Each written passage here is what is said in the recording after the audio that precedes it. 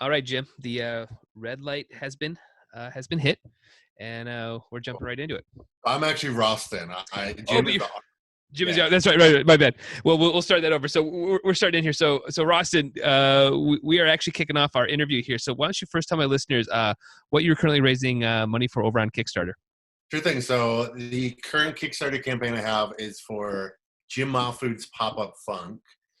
Jim is a pretty well-known indie comic artist, and Hmm. it's basically a pop-up book of his art aimed for adults. It's not really a kid's pop-up book.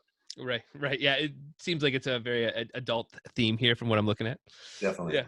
Awesome. So, like, what is this relationship? So, for the people out there that don't know who Jim is, who is he? I personally, I don't know much in this space. So that's why I was kind of intrigued to talk. Because I feel like what I'm seeing looks awesome on Kickstarter. But who is he? What is his background? And then how are you guys connected? Sure. So he is he's a comic book artist and illustrator. I've been a fan. I was actually a fan of his probably around the time I was like high school, early college is when I first saw his work, probably around 98 or so, Okay. something like that. And I'm also a web designer, and I actually initially reached out to him to help him with his website. Hmm. And that's how we struck up friendship. And I always had this idea to make pop-up books. And then asked him, this is about 7 years ago now, to make a pop-up book with his work. And that was actually the original edition of Pop-Up Funk. So the book that's on Kickstarter is kind of like a remix of the original version Oh, that we interesting. did back in 2013 or so. That's interesting. What goes into making a book pop up? I mean, obviously, it's like, is it just taking what's on the image and trying to make them 3D? Like, what starts that process? Yeah, so it's a little bit of both. So a lot of the pages in the book, let's see, 6 pages in the book. So about 4 of them are based off of existing illustrations. Hmm. So I'll basically take the illustration, kind of like figure out. It's called paper engineering, the mechanics of That's the designing. terms, right? Yeah. So taking an existing piece of artwork, you kind of figure out like what you would want to pop out, what needs to come out in different dimensions. Hmm. That's one way to do it, and that's kind of like out of the majority of the pop-up stuff that I've done over the last 7 or so years. Most of it is taking existing work like that and reconstructing it into a pop-up. Some of the spreads are basically created from scratch. Hmm. So that's a whole nother ballgame. That's like, you figure out what the concept is before there's any art. There's kind of a lot more revisions. So there's 2 ways to do it, but Yeah. once a page is figured out, it's a lot of prototypes that are made over and Yeah. over again. You have to make sure everything is of course going to work, and then when it goes into mass production, you have to make sure that it's all going to work, and the people in the factory can't screw something up. Right. So Right. so that's where the engineering comes in. That's probably the least fun part. Like once you figured out how to do it, kind of fine tuning it and everything like that. But Jeez. Yeah, yeah. I mean, this just seems like such an elaborate sort of process to get to a final product. I'm just imagining the revisions that have to happen in sort of the those early, I guess, are they drafts or those early things that you're trying to Yeah, like the early prototypes, early absolutely. prototypes have to just be just crazy. Like to get to a project like this, I mean, ballpark, how many steps can it be? Or is it each one's a little bit different? Or Yeah, each page is a little bit different. In the case of the Kickstarter project that's live now, since like I said, it was a remix. We actually took a couple pages exactly as is from years ago, but it really didn't change them. That's 2 of the pages. 2 of the pages I completely re-engineered, and that's the image that you see in the middle of the project mm, image right there. That's yeah, called Thrilling. It's the girl kind of in the grass with her hair standing up. So that page was actually in the original book years ago, but back then I didn't really know what I was doing when it came to paper engineering. So I really like that's probably the page that I put the most time into yeah. over the last year or so, and this new version is really amazing. It stands up to like 20 inches tall. I Wow. can show you real quickly. I know some people are looking at this on video. So here's the book, and when we open it up, it really. Yeah, that's crazy. Yeah, very, very, very cool. How did you get into? I guess you call it paper engineering. Like, how does one get into? I guess this art form. So, I was a fan of Jim and some other artists for a long time, and I always liked. Oh, I'm sorry. Is that me? That's me. Let me close that. That's the dings. The dings, they pop up. You think you get them, and they just they still bite you. They still got me. Yeah. Yeah. So I actually, I had a couple pop-up books. I'm sure I had some as a kid, but around the time that I found Jim's work, like '98 or so, I got some really high-end pop-up books by these engineers named Robert Sabuda and Matthew Reinhardt. Really, really complex stuff, even way more complex than what I'm doing now. And that's when I really had the initial idea to do this. I was like, well, I want to make a pop-up book with these cool artists, these comic book street artists that I'm a fan of. I kind of talked about doing that for like 15 years and nobody had done it. So that's when we made this first version of the book. And I, since have a pretty nice little small press called Poposition Press. And Mm-hmm. I've made this remix of Papa Funk is my 7th published book Wow, that I've done. that's great. Yeah. So I just wanted to do it. And I kind of just like, after talking about it for so long, just went for it. And thankfully it worked out. Yeah, yeah. What how do you sort of, well, I mean, like in this scenario, you established by, it sounds like web designing, but how do you start to approach our authors, comic book people, or whoever it is that you want to turn into this? What is those conversations like in terms of, are they typically like, no, yes? Do they feel like it's going to enhance the project? How does those conversations go? I mean, this is the first one, and like I said, I had a relationship with Jim. We were friendly. I did his website and stuff, and I had mentioned that over the first couple of years I knew him.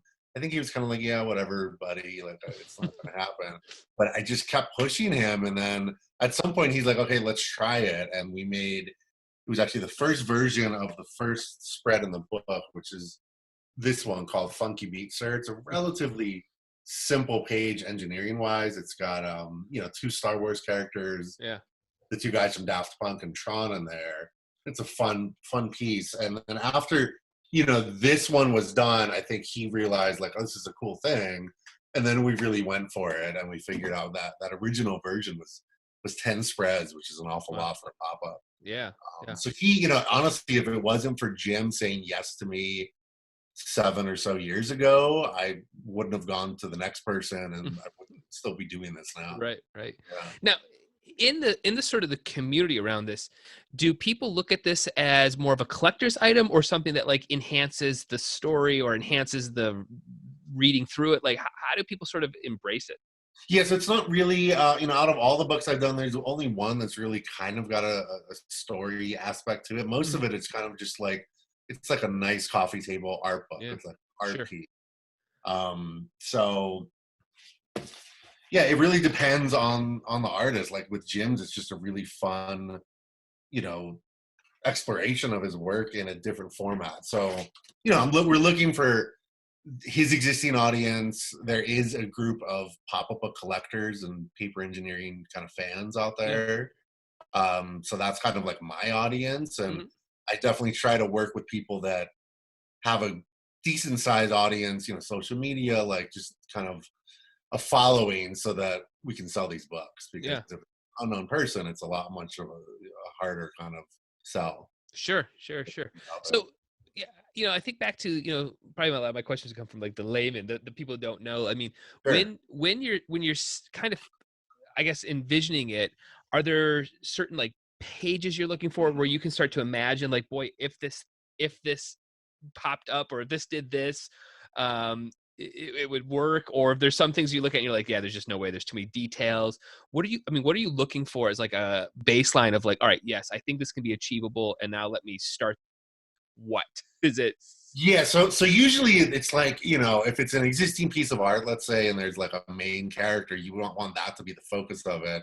And then you would want to, I look at it and I think, well, if this character is coming off of the background, what other elements in the piece do we want in there? Sometimes those exist from the original piece I'm working from. Sometimes we need to create that. And then a lot of times in the process of actually engineering it and kind of like finalizing the design between me and the artist, then I need to go and like I said earlier, like finalize the engineering. So there's always like little edits and changes that need to be made through that whole process. So there definitely is like, an aspect of this is what I want it to look like. And maybe like 75% of the time it ends up like that, but sometimes it ends up completely different from the original kind of Right. concept. Right. Usually better, I would like to Yeah, think. right. Yeah, it seems like it's something that would just getting better and better as you maybe figure out what you can do manufacturing, or Yeah. or what, just like, oh, I didn't know we could do this. How much are you working with like that final I guess is it a printing press, or is It's a printer, yeah, yeah, so yeah. it is a printer. So like are they coming back to you with a lot of suggestions, and it sounds like too, or they're like, if you would have done it this way, this might get 3 inches higher or something like that. Is there anything Not, like that? that's an interesting question. Not so much like they don't really try to change the engineering, Mm-hmm. but so what they do is like once a pop-up is finished, I have all the files. I'll usually send the printer physical mock-ups of all the pages. And then the first step is they put together a mock-up of the book in all white. Mm, And the reason they do that is just to make sure that everything's going to work engineering wise and they can, replicate it. Then they do another prototype mock-up in color that they hand cut, and they're all hand assembled even when they're mass produced. right. So it's kind of like standard printing where you get a proof, but there's like 3 or 4 additional steps there. Wow. Hmm. So a lot of times in that process they'll say, you know something's not working the same way it did in the mock-up, so we need to either add a support structure, or a lot of times it's just a matter of duplicating a layer, so there's kind of like two pieces of paper that make Hmm. something stronger that can hold something else up. Right. So my experience so far, the printer hasn't really told me like we can't do anything. I've been very surprised that everything that I've sent them, they've been able to pull off. Yeah. And some of them are really complicated. I came out with it was my book from last year that just got delivered to me Christmas Eve. It was actually a book about cannabis, and that was a really complicated book. I personally didn't do any engineering. I kind of managed the whole project, so a Hmm. different engineer did each spread. Some of those spreads were very complicated. Like for example, there's a clear acrylic bong that one of the engineers made, and even for me to assemble that mock-up here at home in order to send it to the printer like that, it's so complicated, but they pulled it off. I mean, Wow. it's only I'd say there's about 10 factories or so in the world actively making pop-ups well, and Yeah. they're all pretty experienced, and they have a team of really good kind of like hand assembly people. Right. And Yeah. uh, I mean, what is the sort of the maybe the product size in general for this? I mean, I've got young kids. Every pop-up thing I can think of is some kid toy thing with an elephant popping up or something, Right. like that sort of degree of it. So getting to this scale, I mean, is that mostly what a lot of these people are still working on, is a lot of in the kids world, or is there a big market in, or a good niche of what you're talking about right here with this sort of pop-up art like this? There's not so I'm one of the few. I'm probably one of 3 or 4 people in the whole world that are producing self-publishing pop-up books. There's a Yeah. lot of people in the kind of the artist book world where they'll make a book and they'll maybe make an edition of like 5 or 10, but they don't make hundreds or thousands of Right. them. Right. So yeah, most of it is still kids books for sure. Yeah, Mhm. out of the big publishers that are still making pop-up books, it's probably like 90% kids pop-up books. There are adult books. I don't know if you've seen. There's one of my paper engineer friends, Matthew Reinhardt. He's kind of like one of the most famous, well-known paper engineers. He's done all the licensed stuff. So he has a Star Wars book that just came Mm. out recently. He's done, Game of Thrones. He's done all sort of like a lot Wow. of Disney stuff. Yeah. So some of those are, Game of Thrones is not really a kid's book for sure. Yeah. Yeah. But yeah, the majority of it is still for kids. And that said, because there's books are built for kids, they're a lot simpler than what I'm doing. Right. Right. So what I'm doing is I'm kind of trying to do something like in the realm of like, fine art, small press things that happen to be pop-up books. Sure. Sure. Kind Well, of like a Taskin or a Prestel kind of sure. publisher. What's your background in, I guess, art? Or what is Really it? like a fan and a collector. Like I said, I do some web design, so I do some graphic design, Hmm. but I'm definitely not an artist. Like I can barely draw a stick figure myself. Right. So doing these projects with these artists that professional artists that have been working for a long time that I look up to, it's cool because it's like I'm taking existing artwork and I'm making kind of like new artwork with art that I already love. Yeah. And it's really fun. But yeah, I don't really have like, other than being a collector and like just like a fanboy of these people, I don't really have much artistic talent Yeah. myself at No, all. it's interesting. Well, so, I mean, would you call it? Do you have like? Is it engineering? Is there some engineering? I mean, it seems like you've got or 3D. Yeah, it's Like, paper engineering, but you know, there's also an aspect of like, you know, like looking at, you know, like pop-ups, what could work. I mean, I'll sometimes look through like hundreds of images of somebody before I figure out these are like the 5 or so that I think will work, hmm and then we'll go from. So there's definitely like a designer, you know, definitely design and engineering. Yeah.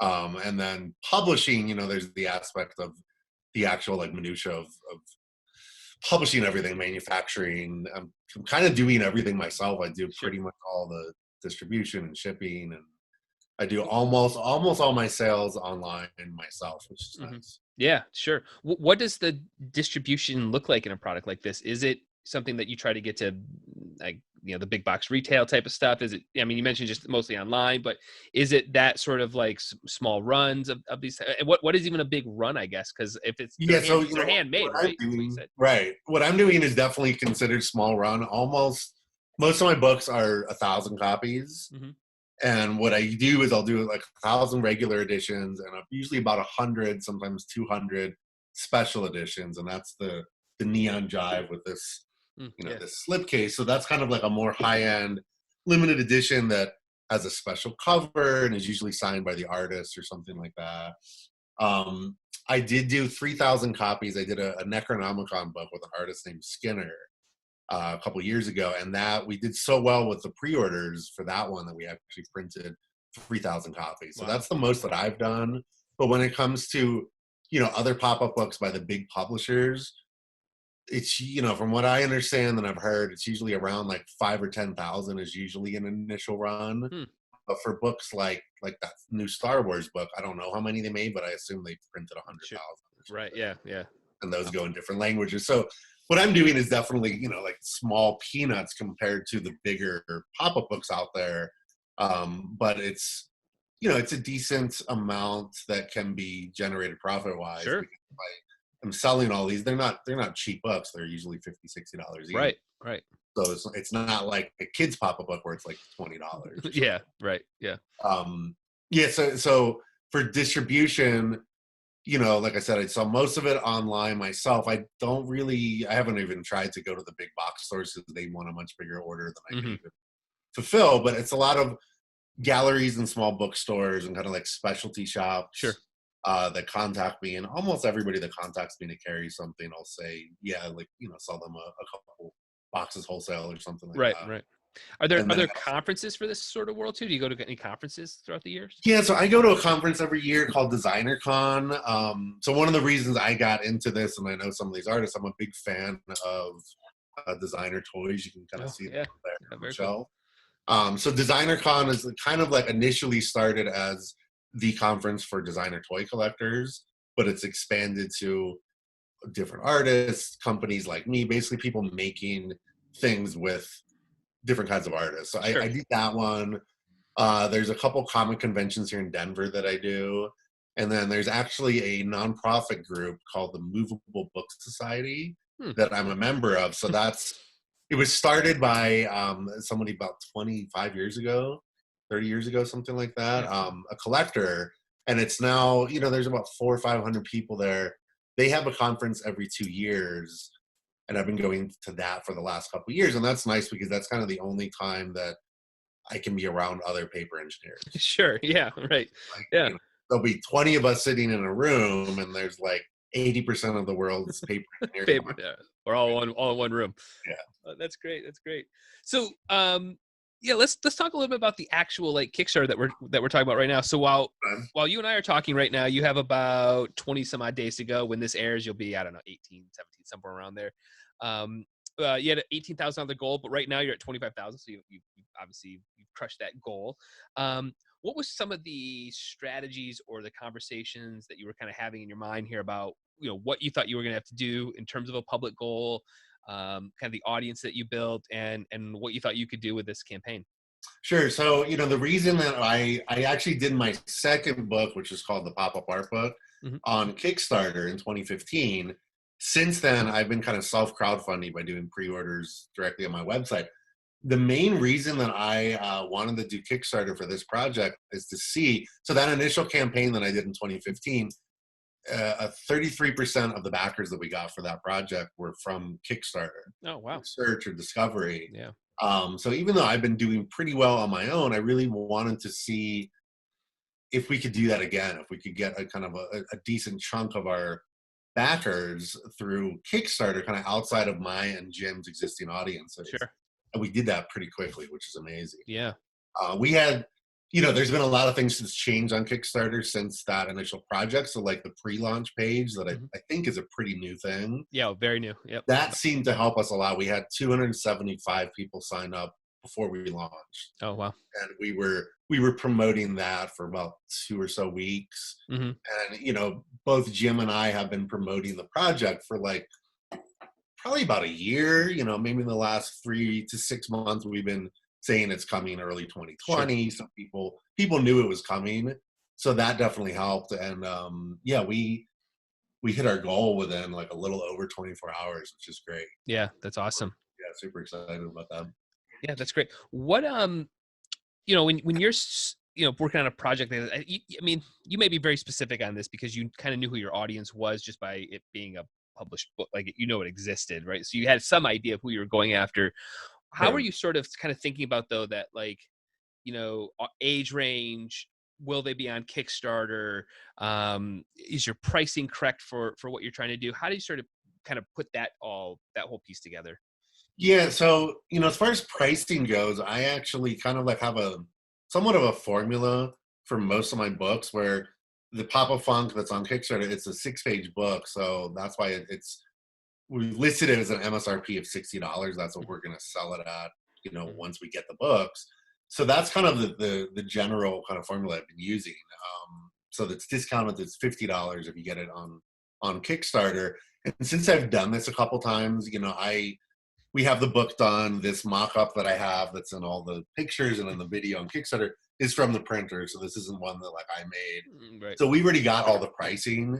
And we're planning on printing, 1,000 copies, possibly more. So since I've done this, I know how much everything is going to cost, and we were able to really like figure out exactly what we're going to offer everybody. It definitely took us a couple months to finalize everything. And then Jim, we made a bunch of additional stuff. Like, for example, if you get the special edition of the book, there's 2 prints that come with it. There's a Hmm. little sticker pack. Everybody that orders the book through the Kickstarter gets a pin. We made some T-shirts, so there's like all this additional stuff, and Right. I don't always do that with the books that I publish, but for about half of them I do. And Yeah. sometimes it helps. Sometimes people don't really care about the extra stuff. Right. But in this case, it's cool because it all goes together. It's like it's all related. It's all Jim Right. Mahfood artwork. So Yeah. It's very intriguing. Has there been anything that sort of stood out in terms of this Kickstarter, in terms of like dashboard, like, oh, interesting countries or anything that you were like, wow, I wasn't expecting, Norway to be a big, a lot of not backers from there. not really. Just like my initial like kind of hypothesis of like, let's see if we can get a lot of a chunk of people through Kickstarter. Right now we're at about 55% people pledged through Kickstarter, 42% through our external refers. Hmm. And those are my site, Jim's site, a couple blogs that have posted about it the last week or so. But it's really great because it's amazing to see that there's so many people that are jumping on the project that in my mind don't have any connection with what I'm doing or with what Right. Jim's doing. They just see this cool book, they see that it's trending or something like that on Kickstarter, and then they're backing it. Yeah. Then there's a couple other small press publishers that have been really successful on Kickstarter, and that's kind Hmm. of another reason that I've been thinking about doing this. One of them is Beehive Books, and Oh, they I just worked on the Dracula campaign. okay, cool, yeah, We worked on the Dracula one, that's why I was also intrigued on this, because I was like, man, there's a lot going on here in terms of expanding upon a project. You know what I mean? Right. Yeah. Right. I've never met those guys. I've messaged with Josh a Yeah. little bit on Facebook before, but I've been seeing, I actually backed their first illuminated editions. Yep. And a lot of the reason is, I know the artists that they work with. I'm not such a fan of like the old stories. I'm really like a comic book kind of pop-up book. But I saw what they were doing and I was like, wow, these guys are making kind of, these high-end art books with these really fancy slip cases and all these add-ons. And that was a couple years ago. That was like 3 years ago, the first illuminated editions those guys did. But I've been noticing that everything that they're doing on Kickstarter just absolutely kills it. Yeah, they've got a beautiful niche audience that's into what they're working on. Like everything looks great. They deliver. It's a safe, it's a safe purchase. You know what I mean? In this Kickstarter space right now, because they deliver and everything they do is top notch. So it really isn't like, at some point it's not like the Dracula one wasn't that hard of a sell, really. It's like it's a great story. The stuff we put together was awesome in terms of rewards and how it's laid out. I thought, it's like, and then they got an audience. So at the end of the day, it really is a cool formula. And it seems like you're kind of going down that, or that's the path you're sort of. Yeah, and like I said, I've been doing that myself a little bit, and I've just been seeing. I consider what Beehive's doing and what I'm doing. There's there's a lot of like small art book publishers, but there's not many really doing these like really high-end editions. Yeah. I don't know if you're familiar with the Folio Society out of England. No. So that's a company. They don't do Kickstarter crowdfunding, but those guys have kind of been doing what Beehive's doing and kind of what I'm doing, minus the pop-up aspect for years, like really high-end editions of, usually books that I'm assuming are in the public domain because they're older books. So looking at what those guys are doing, some other publishing projects, I'm just like, well, maybe Kickstarter can, boost us and kind of get the word out. We didn't really have any issue or like, thoughts that we couldn't do this on our own, to be honest with you. We were pretty confident we could raise the money, but doing it on Kickstarter just kind of like spreads it out a little bit more to more people. Sure. What do you do though, with this next 20 days to go, just to make sure you're keeping energy up and keeping the, the orders coming in? What do you guys keep doing to just keep generating buzz and stuff? Yeah, so I'm constantly trying to get press. I have a love-hate relationship with getting press because it's difficult. Yes. Some of the books that I've done in the past, like they've gotten a lot of press on their own without me doing anything. And then, like that, the last one I did last year was the cannabis book. I just think it's partially because of that industry, but it was like crickets for months and months and months. And it's definitely difficult. So definitely, looking at getting press, we're going to add some stretch goals since we're getting close to 30K, which is fun. We've had a couple of those in mind, and, maybe we're going to do a giveaway or something like that. I'm thinking about doing a giveaway to existing backers, but we'll post it on social media like, hey, we're going to do this giveaway. So if you want to jump in on it, just back the project for a minimum of $1. And then, we're posting it on social media, Jim and I, pretty much every day. We've done 2 email blasts. I'll probably do another 2. One thing I've noticed with my emails over the last couple of years, which is interesting is every time I send out an email for a new project, I'll get a bunch of unsubscribes. And after that happened for like 2 or 3 emails, I would look these people up. I'd be like, well, why is this person unsubscribing? And I would see it's like, oh, they bought the last book I did.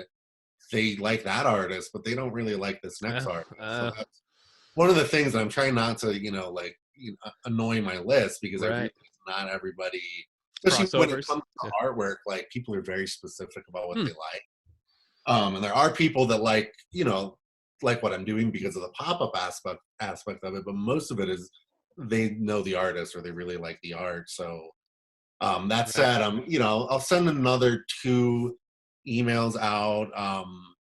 Other than that, I don't really know what else we can do. I'm kind of like, I've got all the checklists. I've sent out like 200 emails, and I'm just so pushing really to get press, I think, is the main thing that will help get the project kind of a boost. Sure.